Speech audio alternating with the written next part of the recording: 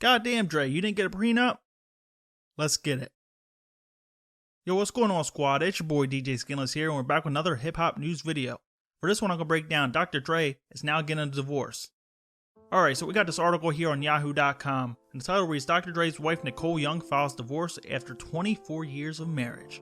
People confirms that Young filed for divorce on Monday, citing irreconcilable differences as a reason for their separation. She is also seeking spousal support. Attorneys for the pair did not immediately respond to people's requests for comment. The couple, who made their last public appearance together at the Tom Ford fashion show in February, wed in May 1996 and share 2 children together, a 23-year-old son and a 19-year-old daughter.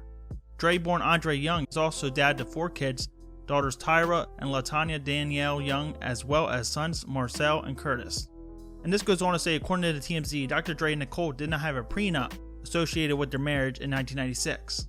In 2019, Forbes estimated that Dr. Dre's net worth is well over $800 million, putting him at number 2 on the year's list of the world's wealthiest hip-hop artists, which is kind of crazy because he hasn't dropped an album in so long, except for that Compton soundtrack. In December of that year, Dr. Dre topped the earnings of the decade with $950 million, thanks mostly to his Beats Electronics empire. Before he wed Nicole Young in 1996, Dre amassed his fortunes as a founding member of the legendary rap group NWA, before releasing his solo debut album The Chronic in 1992 under Death Row Records, which also was a record label he co-owned at the time, before he founded his current label Aftermath Entertainment. After his departure from Death Row in 1996, he went on to sign Eminem and 50 Cent. Into 2000, Dre focused on producing for other artists including Snoop Dogg, The Game, and Kendrick Lamar, as well as Eminem. In July 2008, he released his first product under Beats by Dre, which was eventually bought out by Apple for over $3 billion in May 2014. What's really crazy about this is that Nicole Young is actually a lawyer, so she's not really just a stay-at-home mom. So when this whole case goes to court or they have a settlement, more likely than not, Nicole Young is going to come away with the bag, I feel, because there was no prenup at all, as well as she wasn't a stay-at-home mom, so you can argue that she already had a well-established career, and that's such a lifestyle that she would have to maintain, as well as provide for her children. And the recent news is that Nicole Young, even though she's already a lawyer, she's actually getting help from a celebrity lawyer by the name of Samantha Spector. From what we know, Samantha Spector is the founder of Spector Law, a professional law corporation, a law firm established in 2012, which focuses on family law matters. She has been practicing for over 20 years. She has been featured in The Hollywood Reporter and is esteemed list of Hollywood troubleshooters' top 20 lawyers for divorces, plea deals, and death plans. Samantha has also been named one of the most influential women attorneys in Los Angeles by Los Angeles Business Journal. And this also goes on to say, every year since 2013, Samantha repeatedly has been recognized as one of the top women attorneys in family law in Southern California. So just looking at this, Dr. Dre is going to have a hard time winning any type of judgment in his favor during this divorce, because not only he has Nicole Young, his wife, that's familiar in law, but he's also going against a top celebrity lawyer and female lawyer in California. Now, one of the more interesting things about this divorce is that, yeah, Dr. Dre is worth $800 million, which is kind of crazy because we all seen that big deal with Apple for $3 billion and he only got $800 million. That's most likely because other people built the product and there was also other members that created that product as well as marketed it. So there's probably other people that had to be paid during that process there. But even worth $800 million, and if you will say that it will go 50-50, that still gives Dr. Dre $400 million to mess around with, right? That's still more money than anyone can ever ask for. But here's the kicker. In some cases like this, the woman actually makes out a lot more than the man. And I just don't mean in general, I mean in celebrity cases like this. If a man has the potential to make more money for years to come, they may make this more equal in favor of the woman due to that matter. So if Dr. Dre has the potential to earn tens of millions of dollars going forward, even after his divorce, they may give Nicole Young more money or more ownership in the Aftermath or whatever business that Dr. Dre owns due to that matter. So instead of Nicole Young having a 50-50 split, she may get 60%. So you're still looking at around $480 million going to Nicole Young, and under $400 million, around $300 million to $390 million possibly going to Dr. Dre. Now, from what I know, Universal Music Group owns Aftermath, and Dr. Dre is just a founding member. So there's no way that Aftermath could be lost to Nicole Young. However, it's undisclosed whether how many shares Dr. Dre actually owns, whether these shares can be affected by Nicole Young, whether she will get a majority or half or whatever. But since Universal Music Group is the parent company, there is no way that that company could possibly go under or be affected by this arrangement here. So when we look at the reasons as to why this probably happened, I just want to speculate. It's just my opinion, and it's maybe different than yours. I have a lot of respect for Dr. Dre. I think he's one of the best producers of all time. And this is not for me to hate on Dre or anything like that, because Dr. Dre is one of my favorite musical artists, one of my favorite rappers, one of my favorite hip-hop producers, and he's pretty much a main reason why I got into music other than Tupac. But he does have some demons in his closet.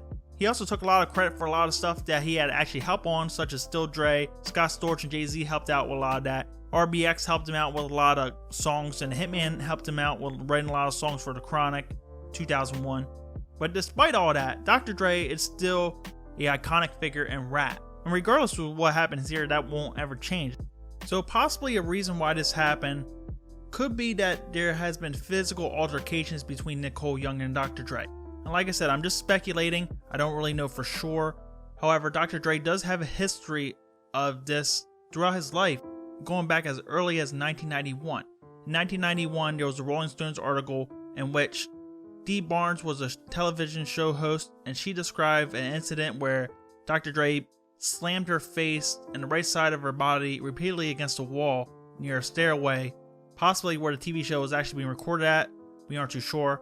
Barnes would eventually sue Dr. Dre for $22 million and wrote about the incident in 2015, right before Straight Outta Compton came out. And then there's also reports that Dr. Dre tried to throw her down a flight of stairs before kicking her hands and ribs as well. And then also in the Straight Outta Compton movie, you had Dr. Dre and Michelle, which she recorded vocals with Tupac on many songs such as Run the Streets.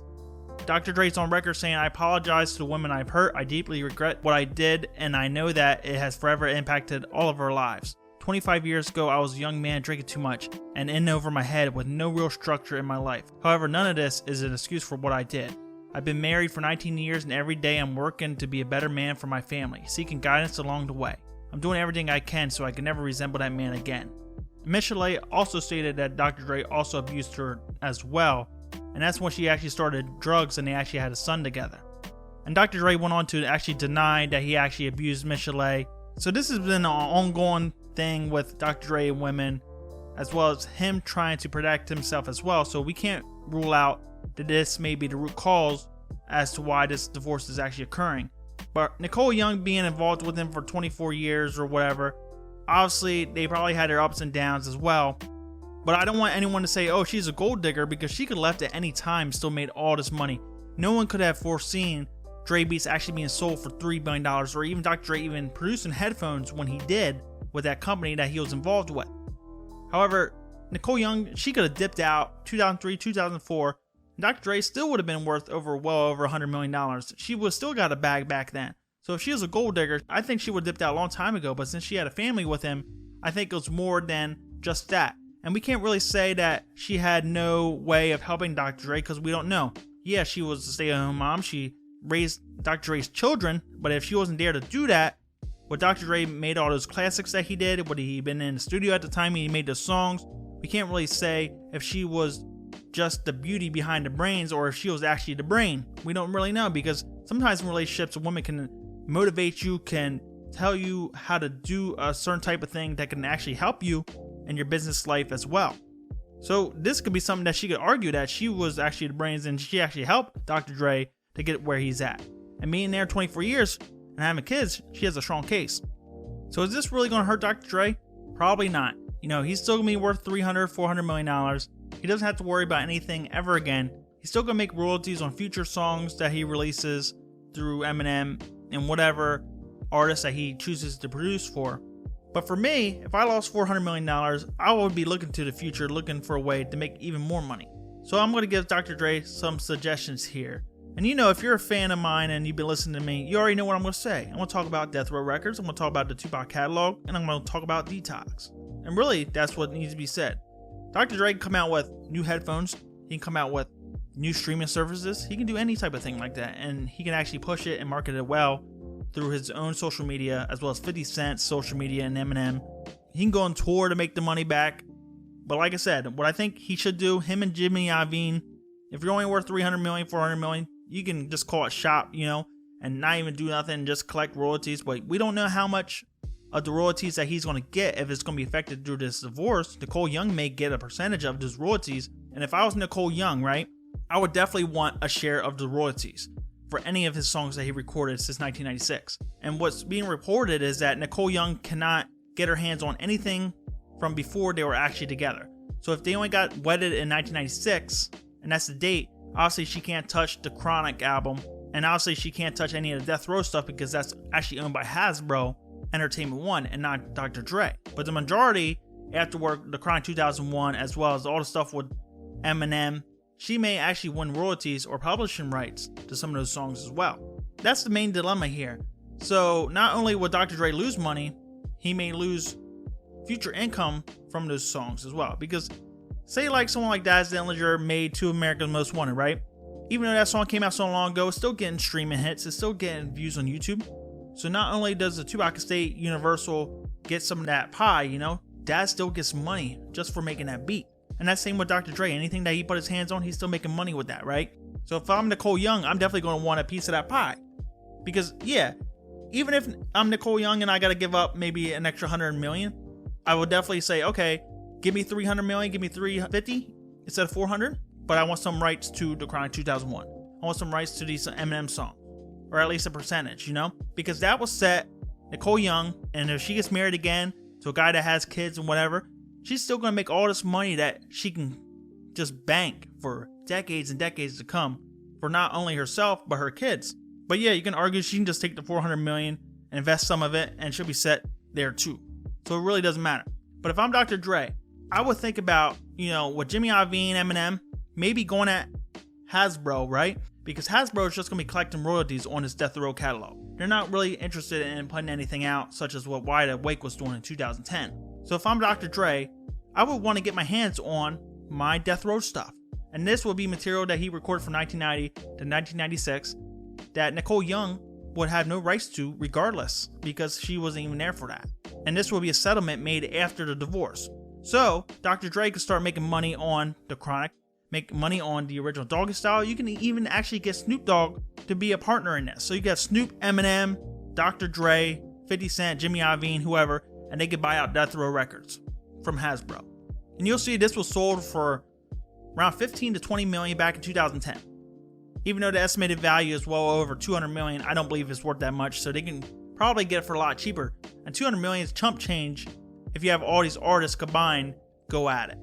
So yeah, once he would own Death Row Records, he'll get royalties for all those songs, future remastered versions, future uses in movies and things like that. He can also do whatever he wants with those songs, with greatest hits, whatever. And he can put out new versions of those albums, make more money. He can put out new versions of Snoop Dogg's Doggy Style, the Dogfather album, Death Row Greatest Hits, new versions of All Eyes on Me, Machiavelli. They own that too, and not Universal. And then he can also release his unreleased stuff from the Death Row period, as well as Snoop Dogg's material from that time period as well, as new albums or mixtapes. And then he can do the exact same thing with the Detox songs that he's been making since 2002. He probably has well over 50 to 60 songs that he made since 2002, from Hitman, from Crooked Eye, from Royce 5'9", ghostwriting his stuff. You can find stuff with Ludacris actually rapping like Dr. Dre online. So there's a whole bunch of material that he can release multiple versions of Detox, like a mixtape type series or an album series, and get that out there so he can make royalties on those songs as well. And then again, you have the Tupac catalog, which Death Row probably owns around 3 to 4 albums of material from Machiavelli, the All Eyes on Me albums, and the soundtrack songs from Gang Related and Gridlock. And then he can partner with the Tupac estate and Universal to actually release new material of Tupac during his Death Row time period as well, bundled along with those songs. So that's how I would go about making more money back if I was Dr. Dre. Buy the Death Row catalog with Snoop, with Eminem, Jimmy Iovine. Then you own your own songs, you have your own publishing rights, and you can release your own material the way you want it. Make your money back. Alright guys, drop your comments below how you feel about this. I just want to give a shout out to all the people in the Fandom Menace, as well as the Hip Hop Universe Army that came to my aid. My YouTube channel was down back in June 20th, and after that, my channel was down for about 5 days for no reason at all. I have no strikes, no guideline strikes, nothing at all, and they took down my channel. I don't know if it was false flagged or if it was just a bot going crazy. I don't really know, but I don't think I would have got my channel back if you guys didn't harass YouTube on Twitter, which is kind of crazy that we got to do something like that just to get their attention because we have no way to contact them. But I just want to give a shout out to all you guys. I'm really grateful and I'm so appreciative that you guys actually helped me out. Thank you.